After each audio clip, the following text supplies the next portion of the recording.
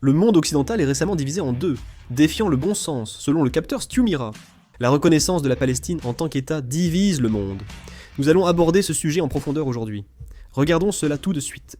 La situation horrible dans la bande de Gaza est désormais une réalité indéniable pour la communauté internationale. Jusqu'à présent, Israël a bénéficié d'un soutien quasi inconditionnel de l'Occident, notamment de l'Europe et des États-Unis. L'insécurité historique et la solidarité internationale liée au traumatisme de l'Holocauste ont mené à un soutien politique et militaire constant de l'Occident envers Israël. Toutefois, la prolongation du conflit à Gaza ces derniers mois et la hausse importante des pertes civiles ébranlent même cette solidarité. Bien sûr, cette guerre a bien été déclenchée par Hamas. Au fil du temps, la guerre est devenue une catastrophe humanitaire, touchant principalement des civils non armés, notamment des enfants, des femmes et des personnes âgées. Dépassant le simple affrontement militaire initial, l'Organisation des Nations Unies, la Croix-Rouge internationale et diverses organisations humanitaires ont averti du manque de ressources essentielles pour les habitants de Gaza. Malgré les appels au cessez-le-feu, la guerre continue. Encore plus choquant, l'armée israélienne a, à plusieurs reprises, tiré sur des civils rassemblés près des centres de distribution temporaires ou des camions pour recevoir des rations. Rien que ces dernières semaines, des dizaines d'habitants qui attendaient l'aide humanitaire ont été tués lors d'attaques de l'armée israélienne, parmi lesquels se trouvaient des enfants et des personnes âgées souffrant de malnutrition.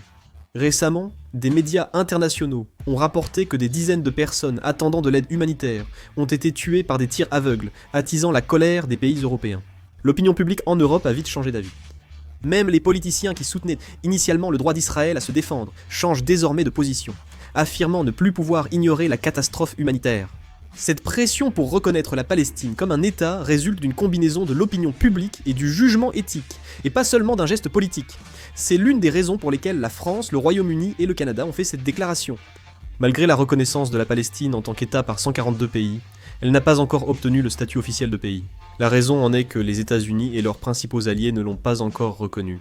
On peut aussi penser à la relation avec les États-Unis comme raison à cela. Certains pays estimaient que la reconnaissance de la Palestine comme État devait être conditionnée à la conclusion d'un accord de paix avec Israël. Comme mentionné plus tôt, avec la tragédie dans la bande de Gaza, les pays européens ont commencé à déclarer qu'ils reconnaîtraient la Palestine comme un État. La France, le Royaume-Uni, le Canada et d'autres pays ont déjà annoncé leur participation.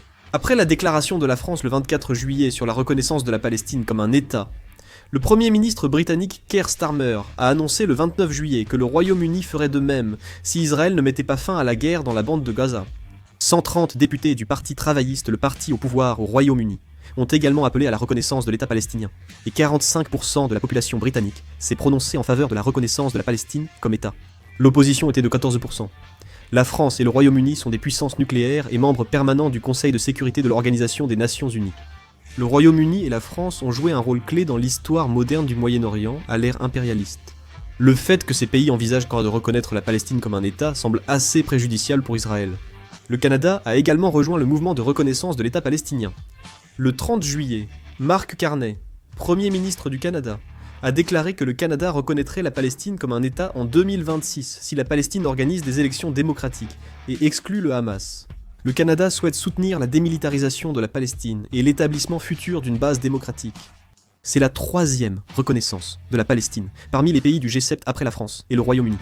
Malgré l'opposition des États-Unis, elle est vue comme une déclaration pro-européenne, suscitant de vives réactions. Étant donné les relations diplomatiques et sécuritaires étroites entre le Canada et les États-Unis, cette décision risque d'accroître les tensions avec l'administration Trump.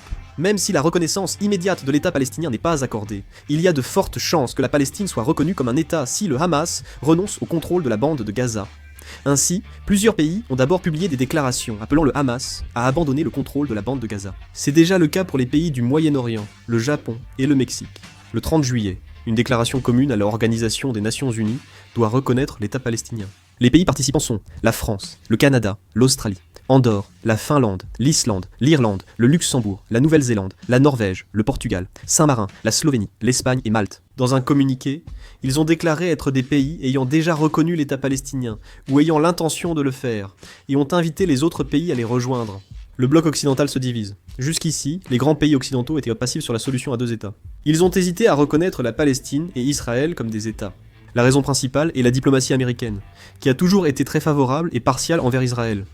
Ce sont également les États-Unis qui ont demandé de ne pas reconnaître la Palestine comme un État. Évidemment, les États-Unis ont réagi car cette tendance diplomatique portait préjudice à Israël.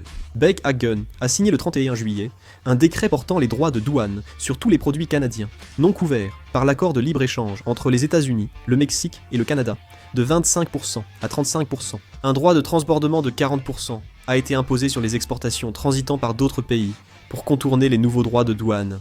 Selon Reuters, le Premier ministre canadien Mark Carney a tenté de contacter le président Trump à la veille de l'échéance des droits de douane, sans succès. Les droits de douane ont été confirmés selon des experts, malgré les réactions qui ont suivi. Certains expliquent cela par le fait que le Canada, lors d'une réunion de haut niveau sur la solution à 2 États pour Israël et la Palestine, a été le 3e pays du G7, après le Royaume-Uni et la France, a signé une déclaration affirmant qu'il pourrait soutenir la reconnaissance de la Palestine comme un État distinct d'Israël lors de la prochaine Assemblée générale de l'Organisation des Nations Unies en septembre. Immédiatement, le porte-parole de la Maison-Blanche, Leavitt, a déclaré que le président Trump n'était pas d'accord pour reconnaître la Palestine comme un État, et le président Trump a également souligné qu'il était mécontent des dirigeants français, britanniques et canadiens concernant la question de la reconnaissance de la Palestine comme un État. Les États-Unis et le monde sont divisés sur la reconnaissance de l'État palestinien. Les États-Unis s'opposent à la reconnaissance de la Palestine comme État et ont pris des sanctions pour l'empêcher. On prévoit que les divisions et conflits dans la communauté internationale vont persister. Israël pourra partiellement résister à ces pressions en coopérant avec les États-Unis et en réduisant sa coopération avec l'Europe. Cependant, le soutien unilatéral de la communauté internationale n'est plus envisageable.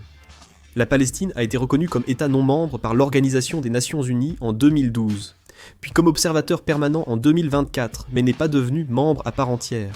Les États-Unis ont continué d'exercer leur droit de veto au Conseil de sécurité de l'Organisation des Nations Unies. Néanmoins, si des puissances comme le Royaume-Uni et la France reconnaissent la Palestine comme un État, celle-ci pourra intégrer plus d'organisations internationales et recevoir des diplomates lui permettant d'être traitée comme un véritable État. Si cette tendance persiste à long terme, la Palestine pourrait un jour adhérer à l'Organisation des Nations Unies.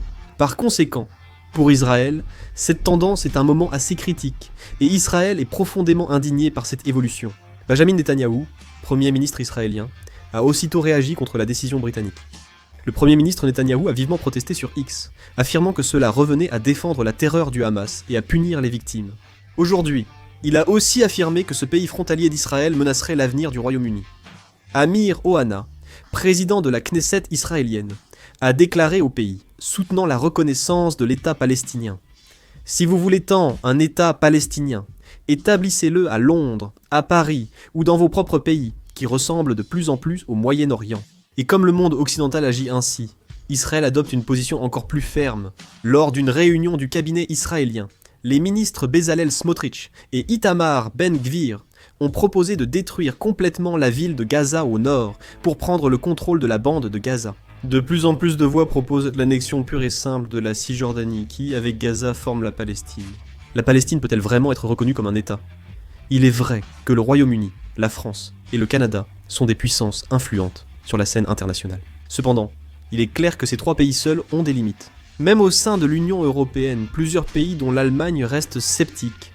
Le Japon et l'Italie sont également réticents à reconnaître l'État palestinien. Mais surtout, ce qui importe le plus, c'est l'attitude des États-Unis.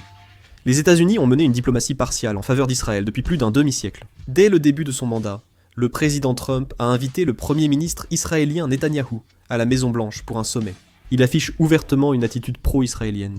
Tammy Bruce et le porte-parole du département d'État ont critiqué la France et le Royaume-Uni, affirmant que reconnaître la Palestine comme un État trahirait les victimes du terrorisme et récompenserait le Hamas. Tant que les États-Unis maintiendront une position pro-israélienne, il est peu probable que la Palestine soit reconnue comme un État prochainement. Cependant, le plus grand problème est que cette question divise le monde occidental. Que pensez-vous de la reconnaissance de l'État palestinien ? Partagez vos avis dans les commentaires. Merci d'avoir regardé cette vidéo.